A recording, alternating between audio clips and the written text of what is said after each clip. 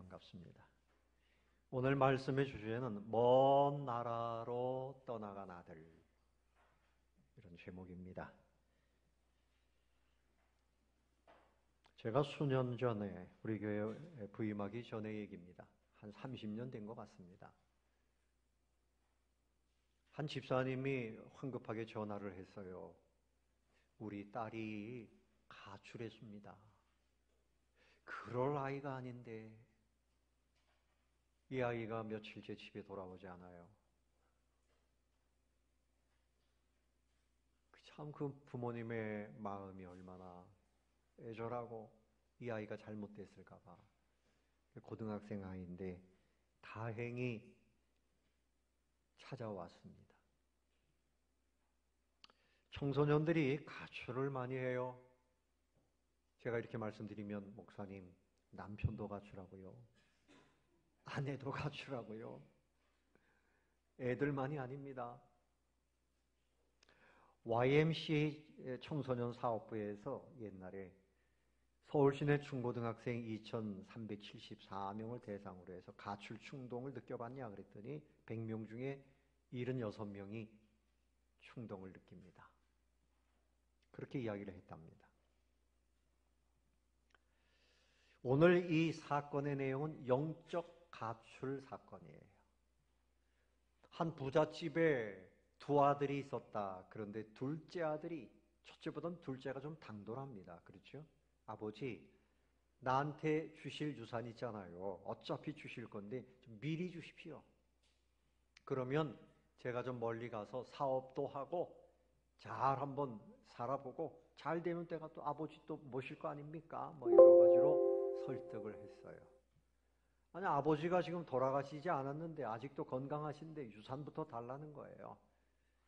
며칠을 저러니까 아버지가 큰아들 작은아들 몫을 뚝뚝 떼어가지고 줬는데 둘째 아들이 먼 나라로 돈을 가지고 갔단 말이죠.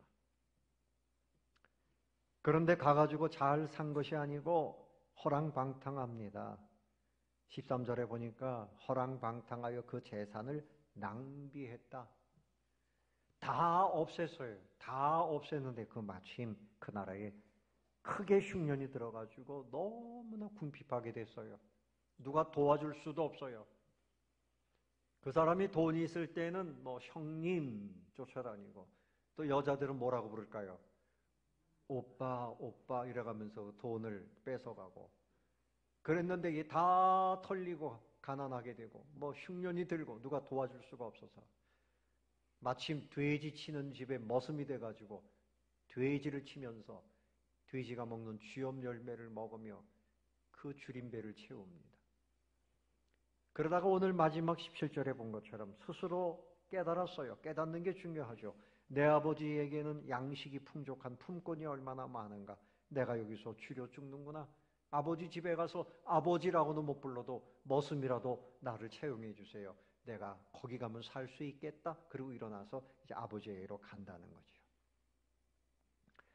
여기서 이 가출자는 누구일까? 가출자는 모든 하나님을 떠나간 인생들을 말하는 것입니다.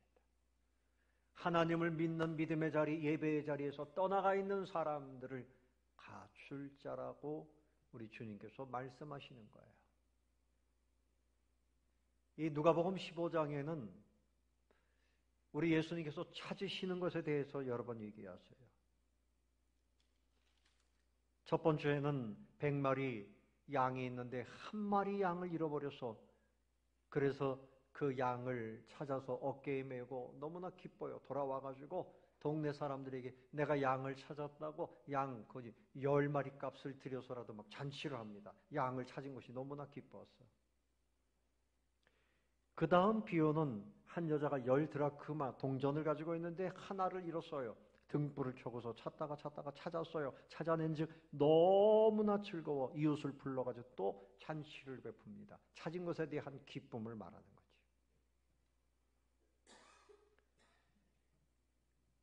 자, 오늘 읽지 않았지만 여러분 24절 한번 읽어볼까요? 24절 다 같이 한번 읽어보겠습니다. 시작. 이 내 아들은 죽었다가 다시 살아났으며 내가 잃었다가 다시 얻었노라 하니 그들이 즐거워하더라. 오늘 이 말씀의 주제는 뭔가 하면 아버지의 기쁨입니다. 아버지의 하나님의 기쁨은 뭔가 하면 멀리 떠나갔던 아들이 돌아오는 것이 기쁨이에요. 죽은 줄 알았던 내 아들, 결국은 지옥에 떨어질 줄 알았던 내 아들이 하나님께로 돌아와서 영생 복락을 누리게 된다. 이것은 하나님에게 가장 큰 기쁨이에요. 우리도 여러분들이 예배 드리는 이 모습만 봐도 하나님은 너무나 기뻐하십니다. 여러분들이 주님 앞에 이렇게 나와서 예배 드리는 이 모습을 보실 때 가장 기뻐하십니다. 그럼 이렇게 얘기하면 또 어떤 분은 그래요. 목사님, 제가 한 달만 나갔다가 들어오면 더 기뻐하시겠죠? 더 이상 그러시면 안 됩니다. 하나님의 마음이 기쁘신 만큼 우리가 떠나 있으면 그 마음이 아프신 거예요. 할렐루야. 기쁨을 드려야 되죠. 하나님의 자녀이지만 지금 교회를 떠나가 있는 사람들, 구원받아야 될 것인데 아직도 교회로 돌아오지 않은 사람들, 이 사람들이 다 가출해 있는 사람들이에요. 가출해 있는 사람들이에요. 그런데 왜 가출을 할까? 왜 가출을 할까? 네? 자, 오늘 본문 말씀을 보세요. 12절을 한번 읽어보겠습니다. 그 둘째가 아버지에게 말합니다. 아버지여, 재산 중에서 뭐라고요? 내게 돌아올 분깃을 내게 주소서. 아버지 돈이 내 돈이고 내 돈이 내 돈이고. 그러니까 부모님들이 재산이 많으면 누가 노릴까요? 도둑이 노리는 게 아니라 자식들이 노립니다. 그러니까 자식은 거의 반 강도나 다름없어요. 그러니까 이 사람의 중심은 아버지가 중심이 아니에요. 아버지, 어떻게 하면 아버지를 기쁘시게 해드릴까요? 이것이 아니고 내가 기뻐야 되니까 아버지 돌아가시기 전에 어차피 나한테 주실 거잖아요. 내 거 주세요. 자기 중심. 자기 중심. 한마디로 말하면 자기 중심의 삶을 추구하고 싶어 하는 사람들이 집에서 뛰쳐나갑니다. 결혼 생활 잘 하다가 가출하는 남편, 가출하는 아내, 내가 내 인생을 찾아야 되겠다. 이 소리 하면서 떠납니다. 나도 내 인생을 찾아야 되겠다. 자기 중심입니다. 자기 중심. 아이들 왜 가출했냐 물어보면 절반 정도가 부모님하고 안 맞아요. 부모님이 싫어요. 상처받아요. 부담돼요. 부모님이 싫어서 떠나가는 거예요. 세상에 나서 놀고 싶어서 떠나가는 거예요. 다 보면 자기 중심이에요. 자기 중심. 사람이 범죄한다고 하는 것은 이사야 53장 6절에 보면 우리는 다 양 같아서 각기 뭐라고요? 제 길로 갔거늘. 그게 죄입니다. 여호와께서는 우리 무리의 죄악을 그에게 감당시켰느니라. 우리가 다 떠나간 것이 죄예요. 내 생각에는 여기가 싫어요. 예배가 싫어요. 하나님이 싫어요. 교회가 싫어요. 떠나가는 겁니다. 그래서 예수님이 십자가에 못 박히실 수밖에 없었던 것입니다. 그러니 여러분 어떻습니까? 교회 안에 있기는 있지만 여전히 내가 중심이라면 우리는 탕자의 속성을 가지고 있는 거예요. 신앙생활을 자기 중심으로 하면 집안에 있는 탕자입니다. 아들이 둘인데 큰아들은 어땠을까요? 이 큰아들은 누구를 말하는가 하면 예수님이 이 15장 1절 2절에 보면 거기 죄인, 세리, 창기 이런 사람들과 예수님이 대화를 하고 그 사람들과 식사도 해요. 유대인들은 죄인, 세리, 창기 이런 사람들은 지옥불에 떨어지는 것이 마땅하다. 그런 사람들과는 상종도 하지 말아라. 우리 경건한 사람들은 그런 사람들 만나면 안 된다. 그런데 예수님이 그런 사람들 만나요. 그런 사람들하고 식사도 해요.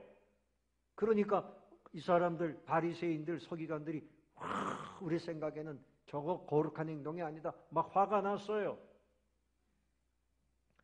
오늘 이 사건 뒤에 보면 그 맏아들이 밖에 나가서 열심히 일하다가 들어와 보니까 집에서 뭐 잔치를 열고, 그래서 무슨 일인가 물어봤더니 당신 동생이, 죽은 줄 알았던 동생이 돌아왔습니다. 그때 이 맏아들이 어떤 반응을 일으킵니까? 막 화가 나요. 아니, 아버지 재산 저 녀석이 안 가져갔으면 그거 내 돈 될 건데, 응? 아버지 재산 가지고 나가가지고 창기들하고 다 먹고 집안 망신시키고 그런 놈이 죽지는 않고 왜 살아왔느냐?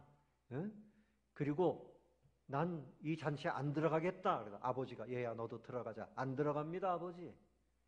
나는 친구들하고 만날 때 아버지 염소 새끼 한 마리 안 잡아 주시더니, 아니 저렇게 호랑방탕한 놈을, 저놈을 다시 받아들여요? 예? 안 됩니다. 이게 부당합니다. 그런데 이 아들도 역시 둘째 아들, 큰아들 다 할 것 없이 아버지 중심이 아니에요. 아버지 마음을 헤아리지 않아요. 큰아들도 역시 누구 중심이에요? 자기 중심이에요. 그 사람도 역시 열심히 일해가지고 그 재산 내가 아버지 거 차지해야지, 그거밖에 없지, 아버지의 마음을 기쁘시게 하겠다고 하는 그런 중심이 전혀 없는 거예요. 그러니까 이 사람도 역시 집안에 있지만 아버지가 볼 땐 탕자예요. 탕자. 교회 안에 들어와 있지만 신앙생활을 하나님 중심으로, 교회 중심으로, 말씀 중심으로 하나님이 원하시는 신앙생활을 하지 못하고 여전히 자기 중심으로 하면 떠나갔다 왔든지 집안에 있든지 아버지가 보시기엔 탕자와 다름이 없습니다.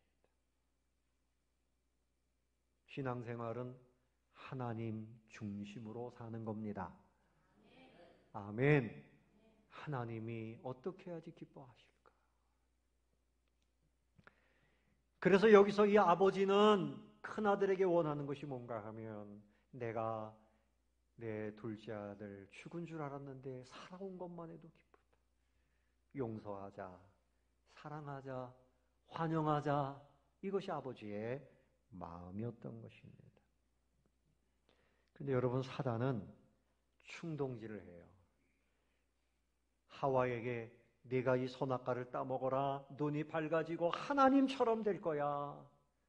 자기 중심으로 가면 그 사람은 자기가 하나님 되는 거예요.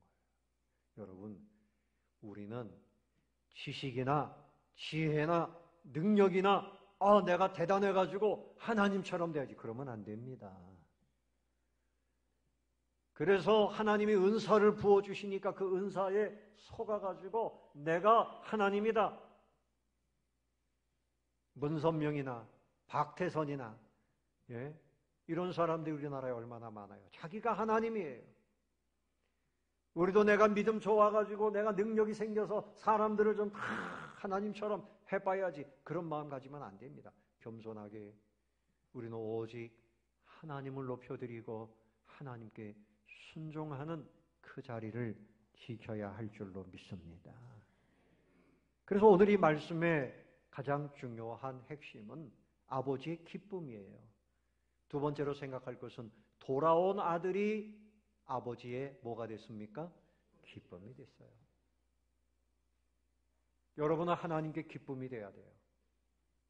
하나님께 기쁨이 돼야 돼요. 허랑방탕했어요. 세상이 좋았어요.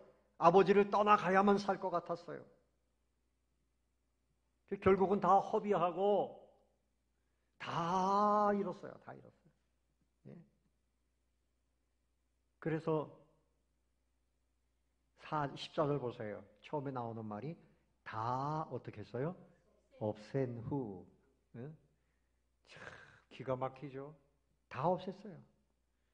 그 나라에 마침 흉년이 들었어요. 전부 궁핍해요. 먹고 살 수가 없어요. 그래서 그 나라 백성 중 한 사람에게, 이방인이죠, 부처산이 이게 머슴이 됐어요. 귀공자가 머슴이 됐어요. 그가 그를 들러보내서 돼지를 치게 하는데, 쥐염열매, 돼지 먹는 열매, 그림 한번 띄워보세요. 들판에서 저렇게 돼지를 쳐요. 이 앞에 화면을 한번 보세요. 저게 쥐염 열매입니다. 무슨 콩처럼 생겼는데 뭐 먹으면 먹을만하다. 얼마나 배가 고프겠어요. 예. 유대인들은 돼지 고기를 먹지 않아요. 그래서 돼지 치는 거 이것도 금지되어 있었어요. 그러니까 하나님의 백성이 아니라 이방인의 머슴이 됐다는 얘기고, 축복을 찾아서 떠났지만 저주의 자리에 떨어지고 말았어요. 아버지 하나님을 떠나가면 축복인 줄 알지만 절대 아닙니다. 자유를 찾아 떠났지만 부자유한 자가 됐어요. 여러분, 물고기가 나도 좀 세상 구경 가세 하고 물에서 뛰쳐나오면 어떻게 될까요? 네? 죽는 거지요, 뭐. 기차가 잘 가려면 기차 레일 밟고 가야지. 거기서 벗어나면 대형 사고 나는 거예요. 풍요를 찾아 떠났지만 배고픈 자가 됐어요. 생명을 찾아 떠났지만 죽어가는 자가 됐어요.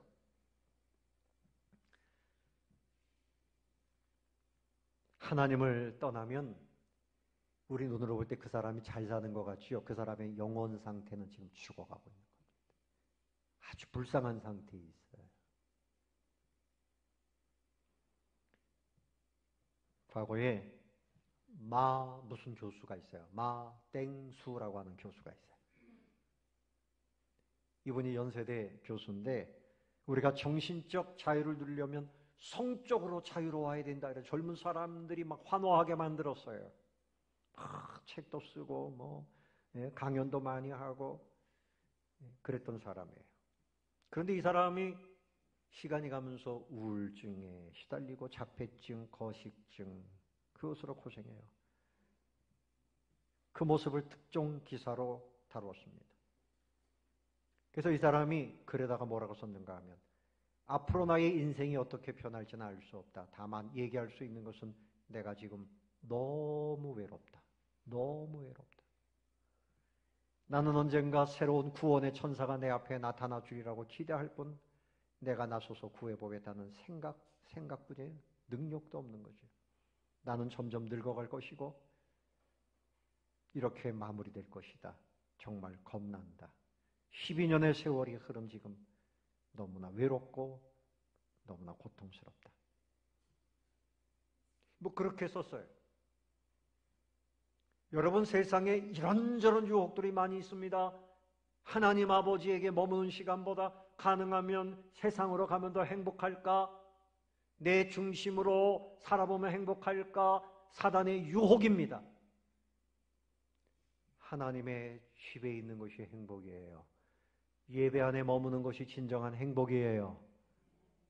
예배만 잠깐 드리고 세상의 행복 찾아가자 큰일 납니다. 예배 안에서 하나님이 주신 은혜와 복을 누려야 되는 거예요. 그래서 예수님이 오늘 제자들에게, 우리에게 전하고 싶은 그 메시지는 다른 것 아닙니다. 먼 나라에서 지친 인생이라면 빨리 청산하고 돌아와라. 돌아와라. 교회 안에 있으면서도요, 세상에 발을 들여놓고 세상의 행복을 찾아보려고 자꾸만 세상에서 몸부림치면 안 돼요. 쓸데없는 일입니다. 안 될 일입니다. 주님께 돌아와야 돼요. 하나님 앞으로 가까이 돌아오게 되시기를 바랍니다. 그리고 우리에게 가르쳐주시는 교훈은, 하나님 아버지는 여전히 당신의 자녀들을 기다리고 계신다.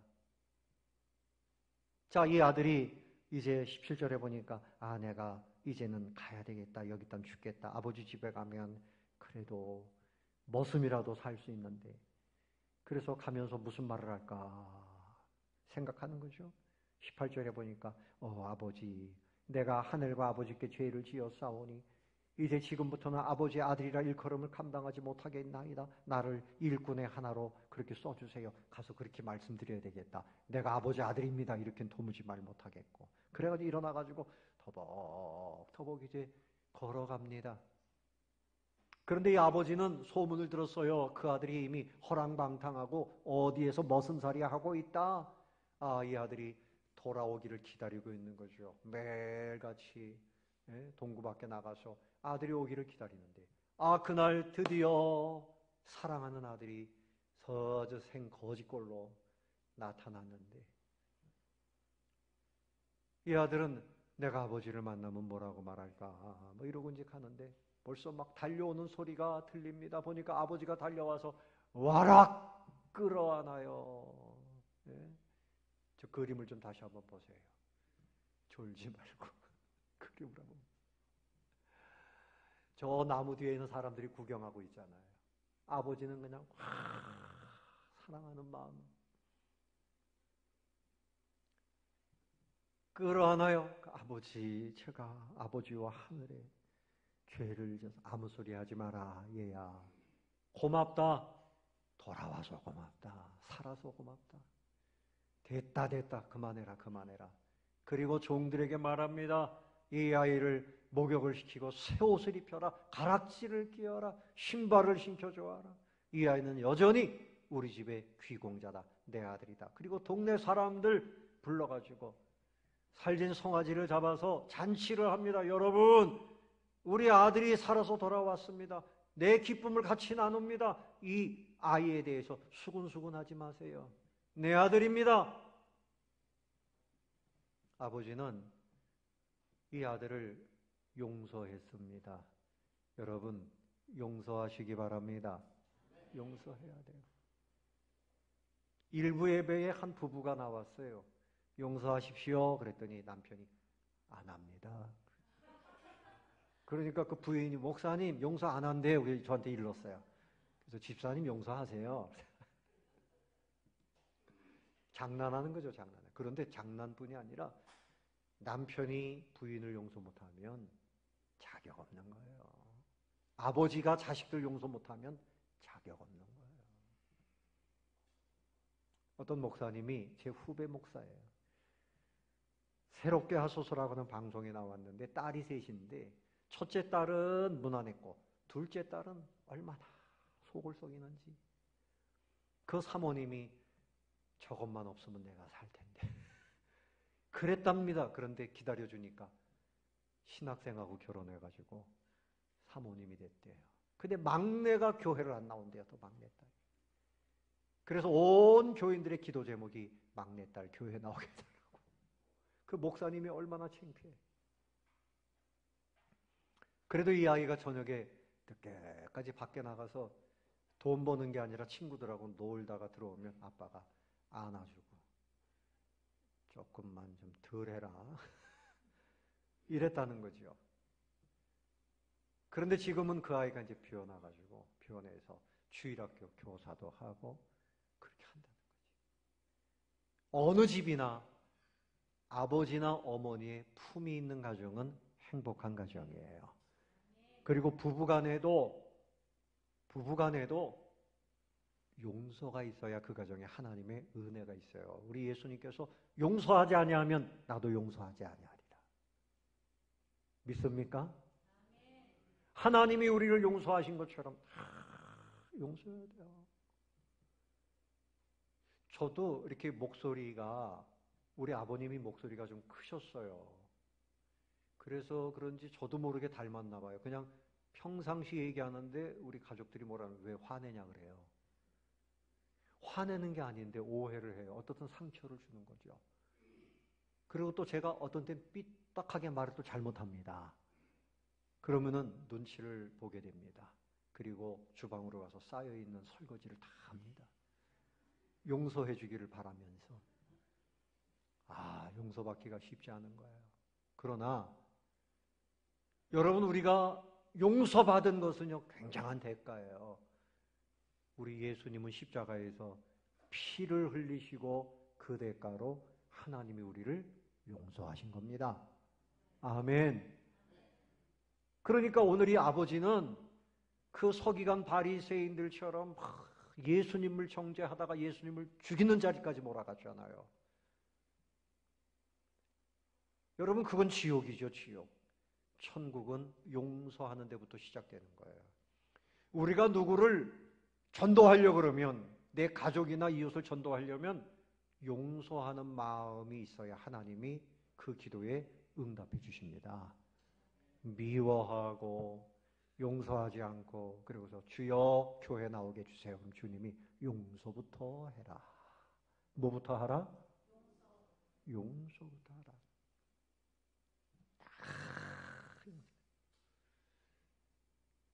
지금 이스라엘 땅에 전쟁이 나가지고 아주 피나는 가고 그 살던 집 다 부서지고 재물이 무슨 소용이 있고요. 하나님 심판을 본격적으로 하시면 우리의 모든 삶의 터전이 무슨 소용이 있어요. 그런데 우리에게는 영원한 천국을 주셨잖아요. 이 땅의 재물이나 이 땅의 뭐든지 다 사라질 것이고 천국은 어떤 것과도 비교할 수 없는 영원한 행복인 것을 여러분 믿으시기 바랍니다. 이것 때문에 예수님이 십자가에서 피를 흘려주셨으니 여러분 모든 사람을 다 용서해야 돼요. 다 용서한다고 이야기해야 거기에서부터 마음이 풀어지는 거죠. 이 아버지가 이 아들한테 너 그동안 가져간 돈 10년 상환으로 이자는 안 받을 테니까 10년 상환이다. 그리고 야 옷 입혀라. 그럼 이 아이 마음이 편하겠어요? 야 나는 빚쟁이로 들어앉았네. 근데 아버지가 다 잊어버린다. 살아서 돌아온 것만 해도 고맙다. 용서하고 사랑하고 환영하고 이렇게 해서 이 아들이 여기서 살게 되는 거죠. 여러분 필립 얀시라고 하는 그 유명한 기독교 작가가 있어요. 이분에게 어떤 여인이 찾아와서 상담을 합니다. 나는 창녀입니다. 돈을 이렇게 벌어서 나는 마약을 하면서 삽니다. 그런데 정말 비참해요. 너무나 불행합니다. 그때 필립 얀시 목사님이 교회를 좀 가보시죠. 그랬더니 이 여인이 깜짝 놀라면서 교회를 가요? 더 비참해지라고요. 그 말은 뭔가 하면 교회 가면 사람들이 손가락질한단 말이죠. 사랑의 교회 옥하는 목사님 설교 중에 이런 내용이 나오더라고요. 그 교회가 우물가 선교회가 있었어요. 우물가 선교회가 뭔가 하면 요한복음 4장에 수가성 우물가의 한 여인, 불행한 여인을 예수님이 만나서 그 여인을 구원하잖아요. 그 여인은 부정한 여인이라고 그렇게 생각들을 했어요. 그 우물가 선교회는 뭔가 하면 그 유흥가 이렇게 부정하게 살던 여인들을 전도하는 선교회예요. 근데 옥하는 목사님이 야단을 치십니다. 그분들이 우리 교회에 왔는데 지금 남아있는 사람이 몇 명이나 있냐? 당신들이 그 사람들을 거긴 다락방이라고 그러는데 다락방, 목장 여기서 그 사람들을 사랑해주고 그 사람들이 자유를 누리고 새 삶을 살 수 있도록 도와줬느냐? 예? 우리 교회, 사랑의 교회, 좋은 교회 아닙니다. 나쁜 교회입니다. 귀족처럼 자기 명품 자랑하고 자기 지식 자랑하고 자기 뭐 자랑만 했지 그렇게 어렵게 들어온 분들을 정말 환영해주고 사랑해주고 내 식구처럼 붙들어주고 그렇게 왜 안 했습니까? 우리 교회 아직 멀었습니다. 그렇게 질투하시는 것을 봤어요. 사랑하는 성도 여러분, 전도한다고 하는 것은 사람을 가려서 하는 거 아니에요. 세상적으로 좋은 사람일 수도 있지만 세상적으로 좀 실패한 인생도 아버지 하나님은 모든 사람을 다 기다리고 계신 줄로 믿으시기 바랍니다. 모든 사람을 다 환영해야 돼요. 그러니까 천국 잔치를 열어놓고 하니까 나는 소를 사서 못 가요. 나는 결혼해서 못 가요. 나는 땅을 사서 못 가요. 돈 있는 사람들 데려오려고 했는데 실패했단 말이죠. 그래서 길거리 가가지고 길 어귀에서 누구든지 오라 그랬더니 그 사람들이 다 오는 거예요. 우리도 전도 방법이 너무 있는 사람들, 바쁜 사람들, 하나님 필요 없다고 하는 사람들보다 그래도 불러주면 고마워하는 사람들, 여러분 주님이 환영하십니다. 아멘. 모든 분들을 우리도 용서받았으니 우리도 이제는 내 중심으로 살면 안 돼요. 신앙생활도 한 발은 교회, 한 발은 세상 이렇게 하면 안 돼요. 오직 하나님 중심으로 하나님을 기쁘시게 하자. 예배 중심으로 내가 어떻게 하면 하나님께 기쁨이 될까? 그리고 아버지의 마음을 우리가 분별해서 환영해야 할 사람들 초청하고 환영하고 용서하고 그런 삶을 이번 가을에 열매 맺게 되시기를 예수님의 이름으로 축원합니다.